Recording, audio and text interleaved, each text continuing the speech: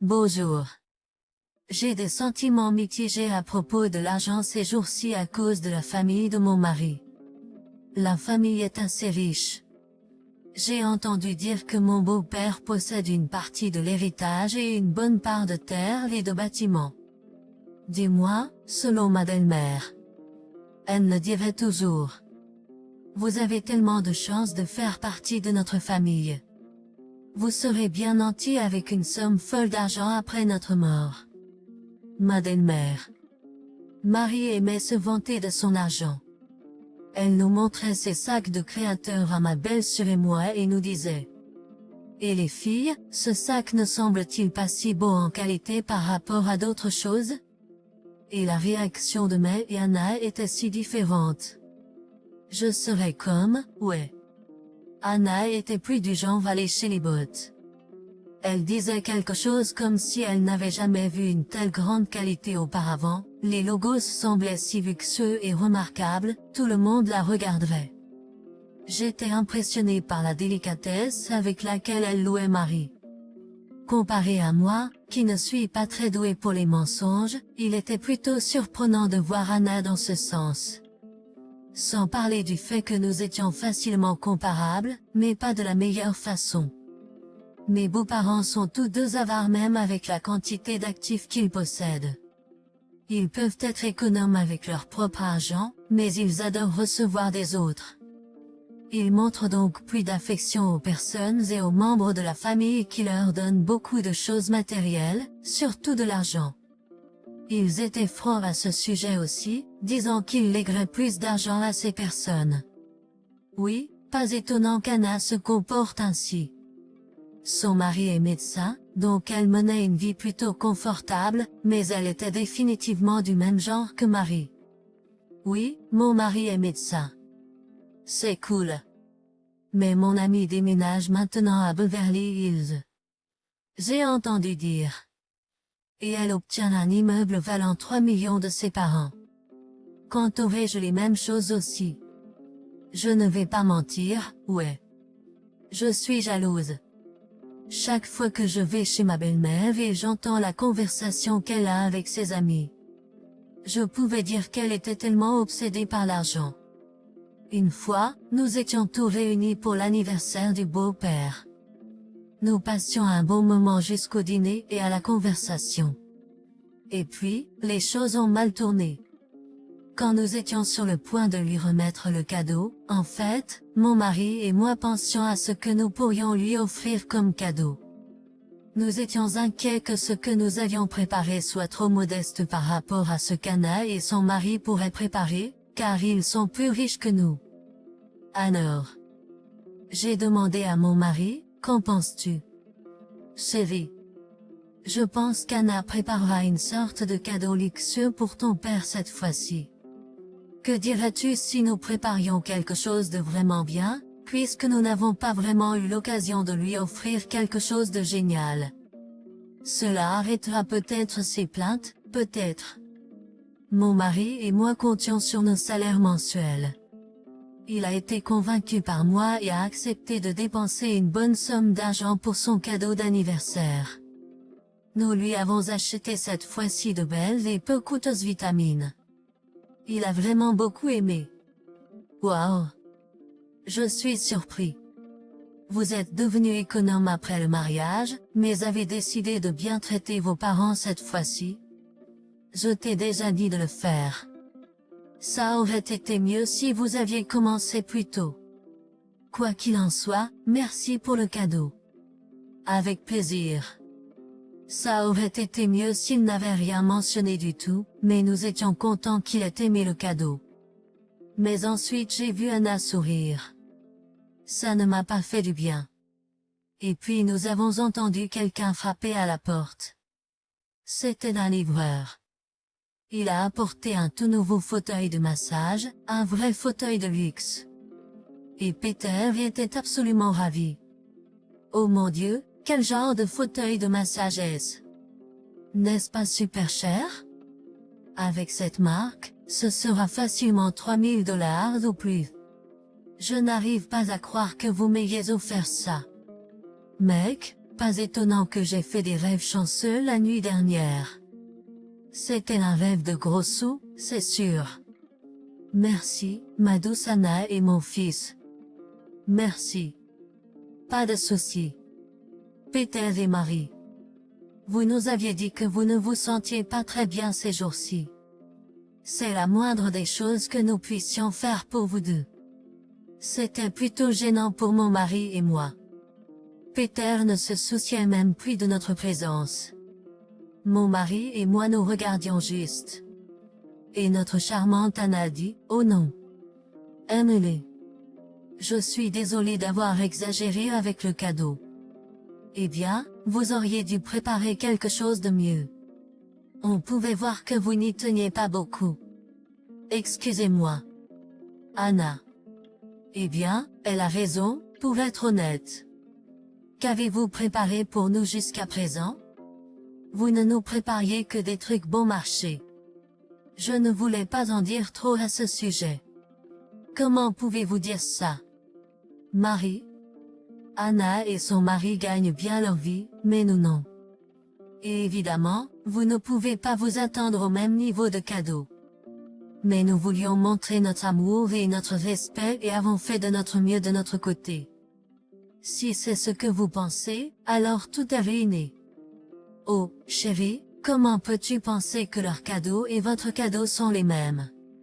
Anna a clairement montré plus de respect avec un cadeau plus cher, tandis que vous avez apporté quelque chose de petit. Si vous voulez que nous vous aimions davantage, alors achetez quelque chose de plus gros la prochaine fois. Eh bien. J'étais sans voix. C'est la pensée qui compte, mais pour eux, c'était le prix qui comptait. Mon mari et moi n'avions plus l'impression d'avoir besoin d'appartenir là-bas. Mon mari était furieux et ses sentiments étaient baissés. Il n'a pas parlé à ses propres parents pendant un certain temps.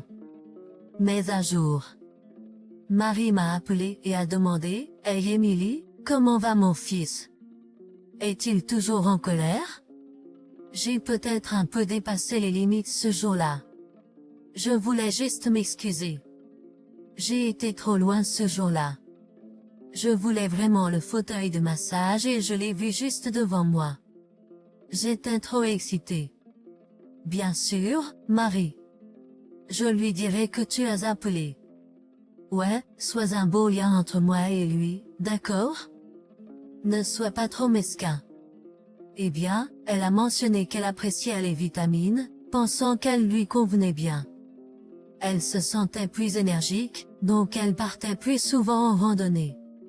Je ne suis pas trop sûre si elle les prend vraiment ou non, même en les regardant, mais elle s'excusait beaucoup, alors nous avons un peu enterré la hache de guerre. Et une nouvelle incroyable est arrivée, nous étions enceintes de notre premier bébé. Notre bébé est arrivé en bonne santé et magnifique. Devenir mère a vraiment ouvert un tout nouveau monde. C'était vraiment différent par rapport à ce que j'étais avant. J'étais tellement privée de sommeil. Je m'assoupissais dès que j'en avais l'occasion, et j'ai commencé à avoir tellement de respect pour toutes les mères du monde. Mais le temps est passé si vite. Je me suis habituée à être mère pour mon bébé, et elle a grandi si vite, et j'ai commencé à avoir à nouveau du temps pour moi. Alors, mon mari et moi avons décidé de vraiment lancer notre propre entreprise. Nous avons en fait commencé à développer les idées il y a 3 ans. Élever un enfant nécessite beaucoup d'argent, et nous pensions avoir besoin de plus de ressources pour gagner un revenu plutôt que de simplement compter sur un salaire. Plutôt que de compter uniquement sur une entreprise, nous discutions du type d'entreprise qui serait approprié pour nous lancer. Mon mari a évoqué l'idée d'une entreprise de thé floral. Nous sommes tous les deux très intéressés par les thés en général et nous avons pensé que cela ajoutait une valeur rare, donc cela semblait très attrayant. Nous en avons un avec nous et maintenant nous savions où nous voulions aller. Ainsi, mon mari se concentrait beaucoup sur la gestion de l'entreprise, et j'ai commencé à me concentrer beaucoup sur le développement de différentes saveurs de thé floraux. Nous y avons mis tout notre cœur et notre âme, et au milieu d'un hiver enneigé, En décembre, nous avons enfin ouvert notre premier magasin. Nous nous sommes tellement préparés, et heureusement nous avons eu beaucoup de clients le jour de notre ouverture.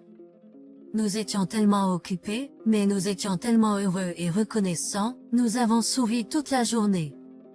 Alors que notre entreprise connaissait du succès, la première personne qui est venue nous voir était Anna. Elle a toujours été très active sur les réseaux sociaux, et elle m'a appelé un jour après avoir vu quelque chose à propos de notre magasin sur les réseaux sociaux. Salut Emily. Ton magasin est-il vraiment occupé en ce moment? Salut Anna. Oui, ça se passe très bien, heureusement. Viens nous voir quand tu seras libre. Je le pensais vraiment. Je voulais qu'elle vienne nous voir prospérer, car c'était elle qui cherchait toujours à nous rabaisser intentionnellement. Je voulais lui montrer à quel point l'entreprise prospérait et je voulais la rendre jalouse. Elle m'a dit qu'elle viendrait nous voir avec Marie un jour et a raccroché. Quelques jours plus tard, elle est vraiment venue dans notre magasin. J'étais tellement occupée avec plein de clients, et quelqu'un est venu taper sur mon épaule. Hey, Emily, occupée. Marie et moi étions en train de faire du shopping. Et nous avons pensé que nous passerions par là. Oh, hey, Anna. Merci d'être venue. Salut, Marie. Bienvenue. Oh, mon Dieu. Tant de clients. L'endroit est rempli de gens. Vous vous en sortez vraiment bien. Comment avez-vous fait? Marie semblait très surprise par le nombre de personnes dans notre magasin. C'était elle qui s'opposait tant à notre idée de démarrer l'entreprise, et nous avons réussi à la surprendre. Je voulais rester cool, alors je lui ai dit que c'était un moment plutôt calme. Et que je leur offrirais un bon thé. Je leur ai apporté un bon thé floral et je me suis assis avec eux.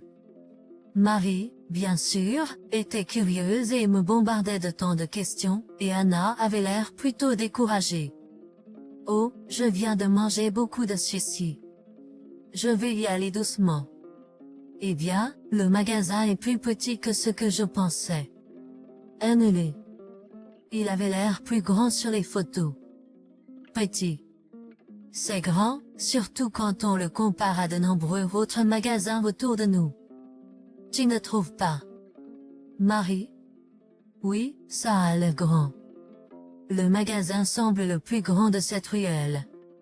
Eh bien, maintenant j'ai enfin un fils et une belle-fille qui sont devenus PDG d'une entreprise. Bravo à vous deux. Oh, ne mentionne pas ça. Marie. Lui et moi. Avant même que je n'ai fini ma phrase. Anna intervient de manière irrespectueuse et dit, Marie. Je pense que je devrais ouvrir aussi un magasin comme celui-ci. Je pense que je pourrais bien gérer un magasin facile et petit comme celui-ci. Attends, un magasin facile et petit? Ne penses-tu pas que tu as été un peu trop rude en disant ça? Tu crois que c'est facile de gérer une entreprise? Il faut penser aux ventes, aux dépenses et à s'occuper des employés. C'est beaucoup à gérer. Ça peut sembler facile mais nécessite des millions de réflexions. Eh bien, une personne comme toi pourrait en fait rencontrer plus de difficultés. Tu dois faire ta propre vaisselle, mais tu as fait faire. Ça fait un moment que tu n'as pas fait ta propre vaisselle, chérie. Je sais que tu te crois tout permis et que tu aimes me rabaisser devant Marie, mais arrête.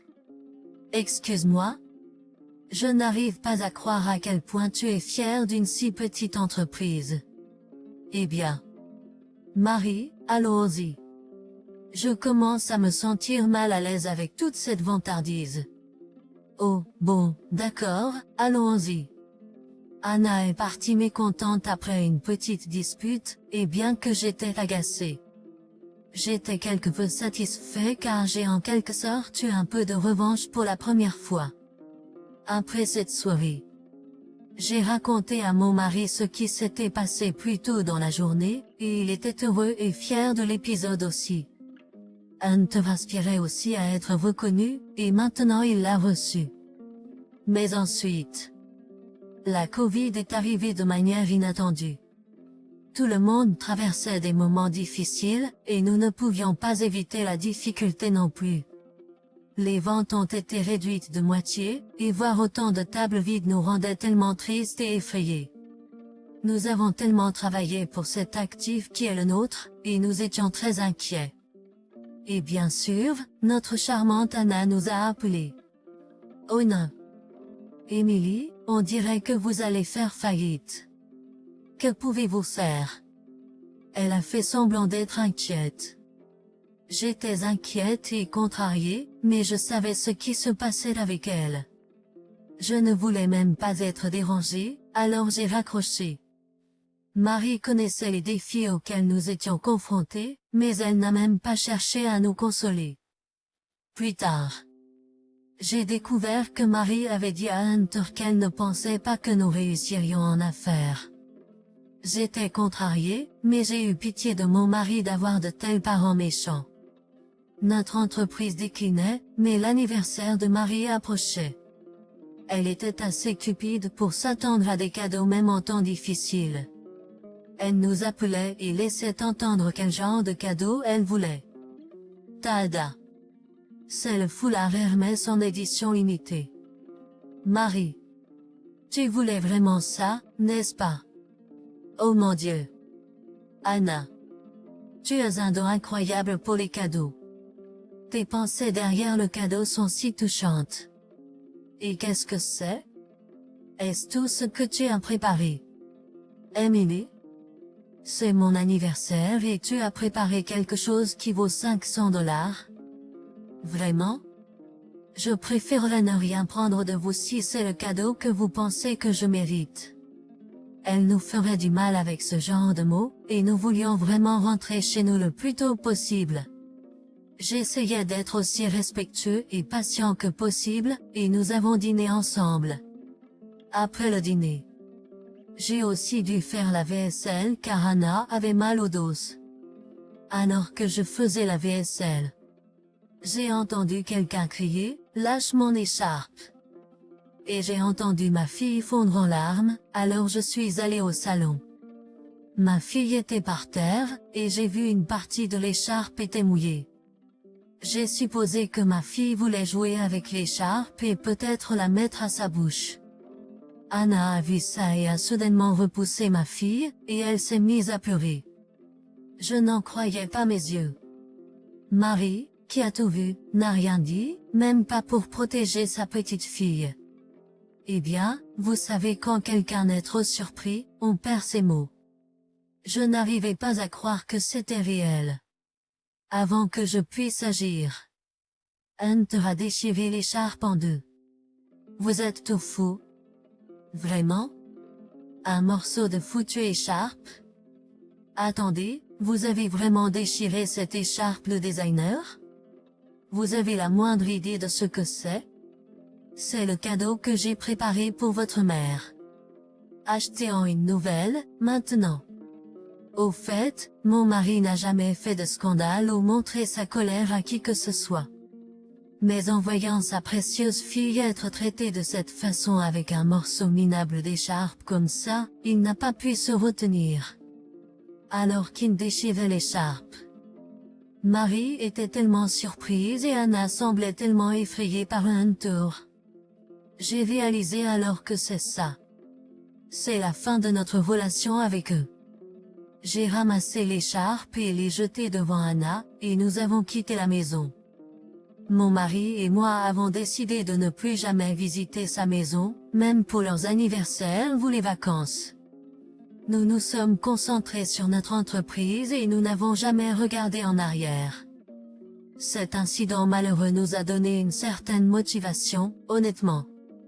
Cela nous a donné la force de continuer. Et cela fait un an environ sans les voir du tout. Marie m'a appelé soudainement. Elle a suggéré que nous participions à des investissements car Anna gagne beaucoup d'argent grâce à cela. J'ai vendu le bâtiment et j'ai aussi investi dedans. Je crois que cela va rapporter beaucoup d'argent. Je vous encourage vivement à faire de même. Donc tu nous as appelés pour nous inciter à investir de l'argent? Oui. Je vous le dis en toute franchise. Et qu'est-ce qui se passe avec ton attitude? Je n'avais vraiment pas de mots. Je suppose qu'elle voulait continuer comme si rien ne s'était passé. Bien sûr, ce n'était pas notre cas cependant. Hunter ne voulait rien dire de plus et a raccroché. Il ne voulait pas reconstruire de relations endommagées avec sa propre famille, donc il ignorait tous les appels venant de sa mère. Mais ils ont insisté sur le fait que le sang est plus épais que l'eau. Nous avons dû la voir. Marie est venue dans notre magasin en rayon. Désolé de vous déranger, mais pourrions-nous parler? C'était plutôt étrange. Nous ne l'avions pas vue depuis un moment, et elle avait l'air très pauvre et malade. Elle était toujours vêtue de vêtements de marque et de sacs coûteux, mais la voir dans cet état nous a vraiment pris au dépourvu. Elle nous a raconté l'histoire et tout a pris sens.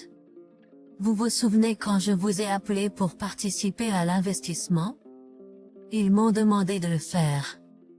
Il y a une très bonne chance, et si j'y participe, je recevrai plusieurs fois les intérêts. Elle a rendu cela si tentant, en disant qu'elle me le faisait savoir car je suis sa belle-mère.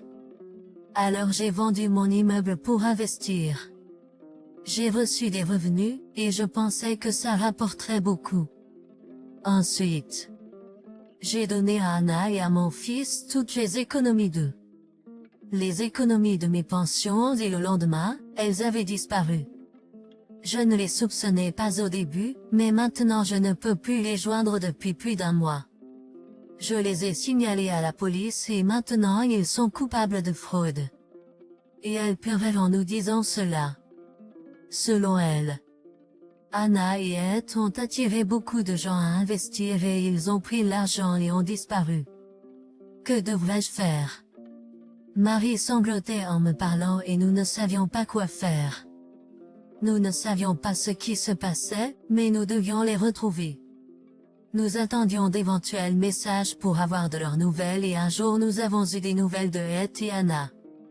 Ils ont été retrouvés dans un motel au hasard. Nous les avons enfin vus et je ne pouvais pas croire mes yeux. Ils avaient l'air horribles. C'était tellement choquant. Au poste de police. Anna semblait tellement surprise, mais tout à coup elle m'a supplié d'aller lui chercher de l'alcool. Emily, pourrais-tu me chercher de l'alcool s'il te plaît? J'ai besoin de boire, s'il te plaît. Je ne savais pas ce qui s'était passé, mais Anna est devenue alcoolique et Ed me regardait avec des yeux vides. Anna cherchait désespérément de l'alcool, haletante. Je pouvais deviner ce qu'il avait traversé. Le couple avait investi une grosse somme d'argent. Ils n'étaient pas satisfaits de leurs propres revenus, mais ont fini par tout perdre. Pour combler l'argent qu'ils ont perdu, ils ont commencé à mentir aux gens autour d'eux, demandant de l'argent. Ils ont perdu leur dernière chance, qui était l'argent que Marie leur avait donné, et ils fuyaient les créanciers. Et ils ont été attrapés par les policiers. Ils ont continué à demander de l'alcool jusqu'à ce que nous nous éloignions. Puis, Marie est entrée dans le bureau et a tiré les cheveux d'Anna, disant qu'elle était responsable de son argent perdu. Le commissariat était rempli des cris d'Anna. Même les flics avaient du mal à les séparer. Marie était furieuse à en mourir. Hunter et moi avons tout regardé se produire. Et puis nous avons décidé de partir pour de bon. Après cela, nous avons appris que Ed et Anna étaient en prison pour payer le prix. Et Marie travaille maintenant dans une usine à faire un travail de force dont elle parlait mal. Maintenant que nous avons traversé quelque chose comme ça, nous réalisons que nous ne savons jamais ce qui va se passer dans la vie. Nous pensions qu'Anna et Marie seraient toujours arrogantes avec leurs affaires coûteuses partout, mais elles vivent dans un monde rempli de saleté. Rempli de saleté et de boue, mon mari et moi continuons notre entreprise de thé floral. C'est toujours un défi, mais cela s'améliore chaque jour. Nous sommes toujours reconnaissants pour ce que nous avons, et nous croyons que demain sera meilleur qu'aujourd'hui. Pour ceux d'entre vous qui ont entendu mon histoire, ne perdons pas espoir et persévérons, peu importe à quel point la vie peut être difficile. Eh bien, l'histoire s'est avérée plus longue que prévu. Merci d'avoir écouté ma longue histoire, et j'espère que vous mènerez tous une vie heureuse et saine. Veuillez partager vos mots de soutien et de sages conseils dans la section des commentaires. Les likes et les abonnements signifient beaucoup pour moi. Passez une merveilleuse journée, tout le monde.